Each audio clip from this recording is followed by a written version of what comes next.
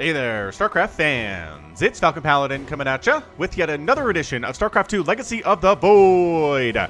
Today it's going to be a match between Scarlett and Stats here on Eternal Empire, the latter edition. Bottom left-hand corner is the blue Protoss player, Stats. And in the top right-hand corner, the Canadian Zerg. She is named Scarlett, and she is wearing the color red, appropriately for her name.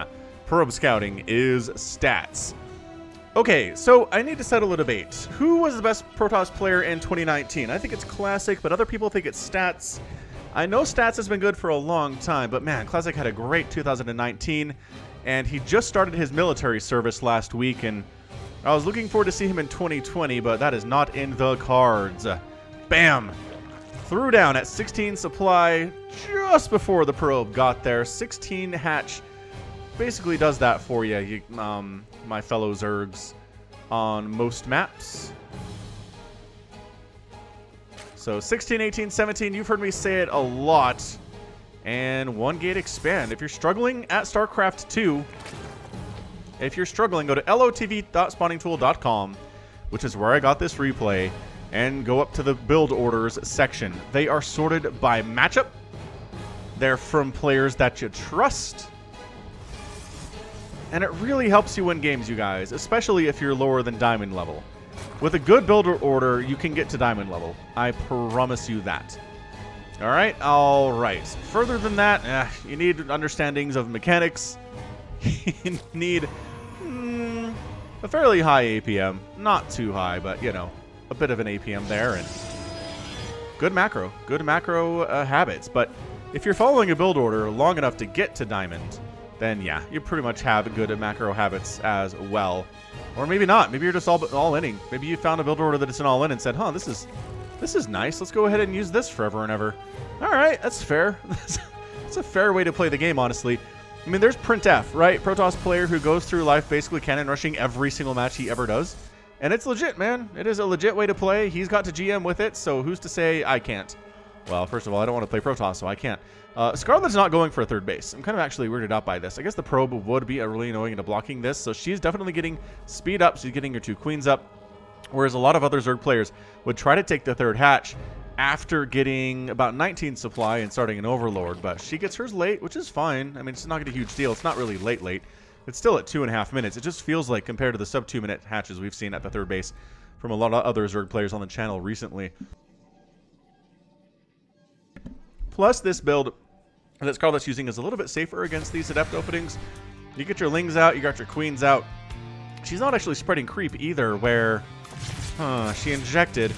So Cyril and a lot of other Zergs do like to go for this queen at the natural base first, throw down a creep tumor, then inject with her later when she can afford to do so. But Scarlett kind of doing things a little bit of an old-fashioned way. No big deal, no big deal. Got a Phoenix on the way here from Stats. And so far we are macro styling this sucker up. Man, it's a good ZVP. Good ZVP between two incredible players. Scarlett has had an incredible history in StarCraft. StarCraft 2, really representing the nation of Canada well. And Oracle on the way. Oracle name is Flat Earth Theories. During an exploration mission, the Protoss found a Terran disposal ship filled with Flat Earth Theories. In an attempt to recycle the data, they stuffed them into an Oracle, and the result is a standard Oracle, this time with bloatware. Fantastic. So here's my thought on Flat Earth Theories. I don't believe Flat Earth Theory. I think it's stupid. The Earth is round. But I don't think they're as harmful as anti-vaxxers. Anti-vaxxers are dangerous. They can actually hurt people, like their kids. So those guys, yeah, I do not like them at all. I really, really don't like anti-vaxxers. But Flat Earth Theory people are just weird. And the problem is there's usually overlap, right? If you believe one kind of kooky theory, you're probably going to believe a bunch more. So I'm not saying that every conspiracy theory is dumb. I'm just saying those particular ones are. Those two are. I'm not going to get into any others. We're not going to fight in the comment section about that. Although I guess it's probably too late. I probably went into the territory a little bit too far as it stands anyway. Hey, look, an Oracle. Let's see how many kills the Oracle gets. Well, there's a Spore and a Queen here, which shouldn't actually be enough to shove this away. What the heck is going on, Stats? Why would you back out like that? That was strange. I guess the Spore position was pretty good, in fairness, but another Oracle is here to join the party. Overlord doesn't have speed, but is enough to get out here and get saved by the Queens. Double Oracle coming into the main. Again, 1 queen and 1 spore is not enough to actually save your drones from a fate worse than death, which is murder. Wait. That is death. Anyway, oh, these overlords are in trouble. We got ourselves an adept shading to the 3rd base too. This is really good pressure from stats. This is really nice pressure from stats, actually. Speedling's getting a nice turn, but I don't think there are enough. There are not enough speedlings here. The attack is real. Another adept. Oh, does manage to shade in and get some damage. Oh, that adept should be dead. 6 drones down. Oracle's ready to maybe jump into the main base at a moment's notice here. Drones going back to work on the natural base as the adepts are shading out here. 1 adept does go down, but 8 drones have been killed here in the first 5 minutes, which hurts. But an elite Zerg player should be able to absorb these hits and be just fine. 3rd base for stats is now warping in. Scarlett should be going for a 4th at about 5.5 minutes here. Glial Reconstitution on the way. This definitely does feel like a Roach Ravager attack here. We'll see how stats can hold here against a really, really tough strategy. But did slow down Scarlett a little bit, right? Slowed her down economically. Her economy is not as much as she wants it to be. Oh, actually an infestation pit. Never mind. So she's not going for that at all. Oh, yeah, look at the saturation on this 3rd. The natural's looking hot. 4th base coming in. Okay, so that's not what this is. But definitely going for missile attack and a handful of roaches. I guess worrying about future adept attacks, having some roaches is really, really nice to have. But I don't see that, man. We got sentries and adepts defending the 3rd base, worried about a potential Ling attack coming in to try to murder stuff. But that's enough of an army to shut that down, I gotta say. So, very interesting game thus far. Eternal Empire, a very interesting map, too. Just ramps leading up to all sorts of places. Got these rocks that can be opened up. Got rocks over here, too, that helps you wall off if you're Protoss or Terran, or I guess Zerg if you want to wall. Oh, Swarm Host. Okay, so we're doing Swarm Host here today from Scarlett. A really hard strategy to deal with. If you're Protoss, we have seen this time and time again on the channel. Is the Swarm Host Nidus play is so stupid hard to deal with if you are Protoss. If you're Terran, not so much. You can handle it pretty effectively, unless it's a not a Swarm Host, but a Nidus Lurker play, which we've seen beat elite Terrans on the channel too. So, I mean, Nidus, good unit, as it turns out. Nidus Worm coming up now. It's a game of whack-a-mole. Can you find the Nidus Worms and kill them before they erupt and bring sweet death upon your probes? Meanwhile, these oracles are doing serious business. Okay, Flat Earth Theories dies. Nidus Worm erupts, and oh gosh, here comes the army. Oh, can they kill the Nidus Worm before everybody? Oh, catching a couple of these Swarm Hosts out and killing them early is really nice. Locust jamming on into this natural base, and that's not a great pull from stats. Yeah, that's immediately 10 workers down. 4th base from Scarlett is up and running. Another Nidus Worm erupts on the right side. Going to try to jump into the 3rd base here. There's not army to handle it at all. Stats isn't even bothering. Is Stats just going for a base race? I mean, base racing Locust, maybe not a terrible idea. If you look at it from this perspective, I mean, look at this. Army supply 96 to 72. Yes, Scarlett is up, but a lot of this is dead supply. These Locusts are dead supply, or the, not the Locust, but the Swarm Host, rather, are dead supply. At this point, yeah, there's nothing for them to erupt. Them on base defense is terrible. I do love the skin that Scarlett is rolling with, though. It's very spiky. Spike skin. All right, man. Defensive Locust jumping on top of this army. We've got Roaches and Ravagers in the mix, too. The Locust kind of getting hacked up to death here. Archon's not bad against Locusts in small numbers. What an engagement we have here from Stats. Really marching in right now, taking down a ton of Scarlett's army, killing a couple drones as well. Scarlett has an economic lead. Roaches and Ravagers getting in there. The Immortals just, again, worth their weight in gold here. 7, 8 kills, 6 kills, 10 kills on these Immortals. The insanity right now. The Locusts are not ready to spawn yet and killing Scarlett. Nice stasis. How did Stats get a stasis down in the middle of all this? That's absolute chaos. 3 more drones down. Scarlett still has... Oh, Scarlett's down in worker count. Look at these. 9 kill Immortal, 11 kill Immortal, 13 kill Immortal. This is just snowballing for Stats right now. Ow, ow, ow, ow, ow. Locusts, again, trying to make a difference. Broodling's trying to make a difference as the 3rd base goes down. Oh, and a huge warping of Zealots. Not enough Corrosive Bile to kill that War Prism to cancel the warping. That's brutal stuff. Stats behind this is making an Immortal and a Void Ray, but that was an incredibly effective attack. It really kept Scarlett on her side of the map. And maybe that's what it comes down to. If you're going against this style of strategy from Zerg, Maybe just go for the counterattack and force them to come home with their swarm hosts. They don't want to base race you. They have no intention of base racing you with swarm hosts. Swarm hosts are bad at base racing. They're good at just targeted harassment. Otherwise, they stink. Trying to spread some creeper on this right side. The charge launch immediately hack it to pieces. So it's 58 to 72 workers. Scarlett not looking good here, folks. Not against stats. Army supply 65 to 47. Again, Scarlett is up, but a ton of that is swarm hosts. And I think they might actually be able... They might be ready to toss another wave of locusts up. But look at this. I like what Stats is doing here. He's up on the left side. He's down on the right side. He's paying attention to potential spawn locations for those Nidus worms. And taking a fourth base while you're at it, because why not? Scarlett is trying to re-drone back up here. Again, the fourth base is pretty well saturated. Gas is coming in. Loving that. Love having a 4-base gas income.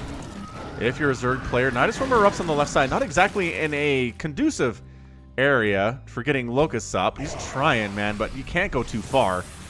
These guys cannot go too far before they have to go back to the safety of the Nidus worm.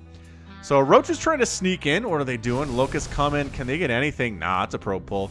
So the probe pull happens. The Locust, maybe at this point, if I were them, I'd get like a pylon.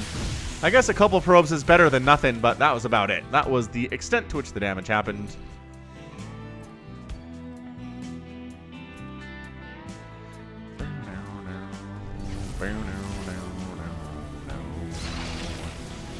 Oracle here with 17 kills. A bunch of those are locusts. I'm not sure how much it counts to kill a locust, but the Protoss Armada is happy about it, can tell you that much. Archons.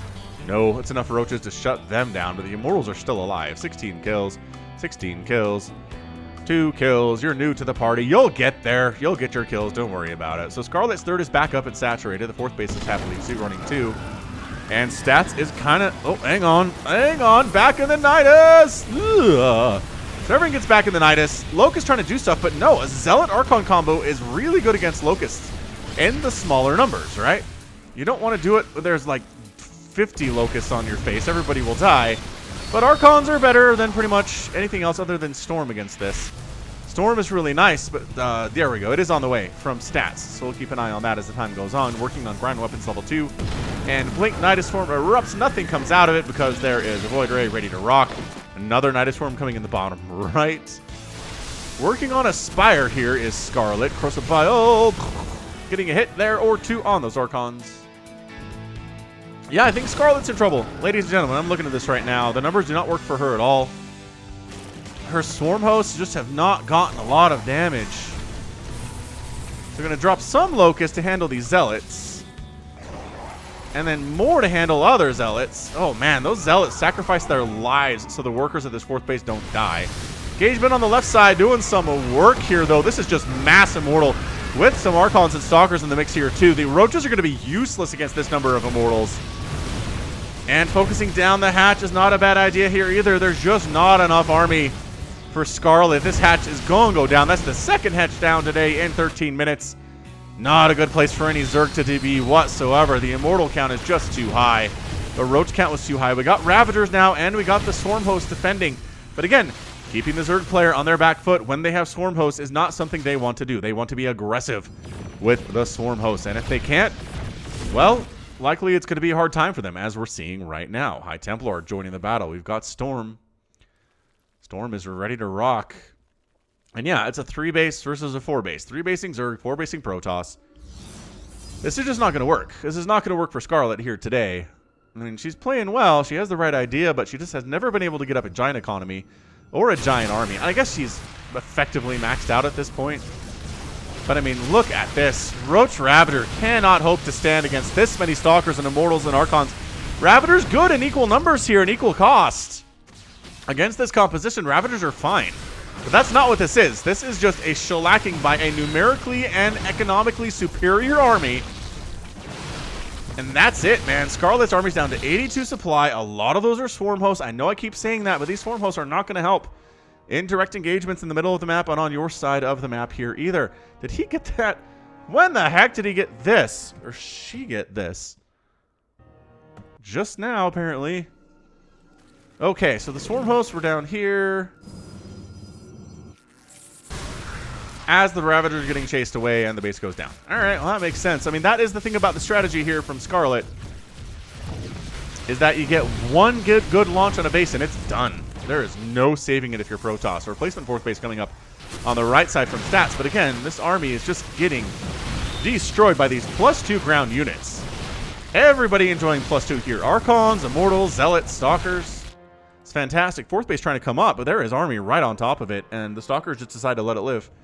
Bye, base. Do what you need to do. It's cool. We're going to kill some other stuff instead, if you don't mind. High Templar ready with the storm, ready to storm anything on this ramp that comes to try to challenge them. Look at Stats coming up a ramp. Why would you come up a ramp against a Zerg player like this? I guess, well, if you have Storm and you have numerically superior army, which is true.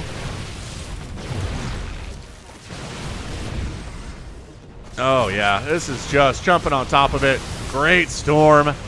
Beautiful Storm. Scarlett does not want to stand against that at all. The third base is going to die for the second time today. Crucibles landing, hitting. Great Storm again. Roaches and Ravagers trying their darndest here, but these Immortals, 29 kills, 30 kills. I mean, there are more Immortals joining the party all the time, and that's it. Stats gets the win. Scarlett is forced to tap. Despite killing that fourth base, it was just not enough. Not enough to take down Stats after that early game advantage that he was able to take. This isn't necessarily a great map for Nidus Swarmhost, as we could see, right? The launching places are not that great. The angles aren't fantastic either down here to the south, trying to get here on into these bases. You kind of have to Nidus here, which is a long fly. Nidus here, which is a fairly long fly too. Annoying stuff. And Stats was on it too. Like, let's not take anything away from Stats. Stats was watching the Nidus worms, watching them as they came up, killed a bunch. 9 of them went down today, which is how you need to beat the strategy. It's just by killing Nidus worms. And then killing Swarmhost too. 16 Swarmhosts, 116 roaches down. 3 Immortals killed at the end of the game. There were 10, so that is some really good Immortal play. Resources lost, 26,000 and 19,000 for Scarlett. Losing a ton, but never really could get the economy up and running, right? Never really was 4 base in it. Was on 3 bases and lost the third, got a fourth, lost the fourth, lost the third. Well, didn't technically lose the third, but should have in the end there. So great match, really good match, but at the end of the day, Stats comes out on top because Stats is Stats, and Stats is scary. So that's going to be it for me today. This has been Falcon Paladin coming at you with yet another edition of StarCraft 2 Legacy of the Void. Go ahead, hit that like button. Hit that subscribe if you like what you saw and what you heard today. You can also catch me on Twitter, Facebook, Patreon, and Twitch, all at /Falcon Paladin. And until next time, as always, thank you so much for watching, and you take care of yourself.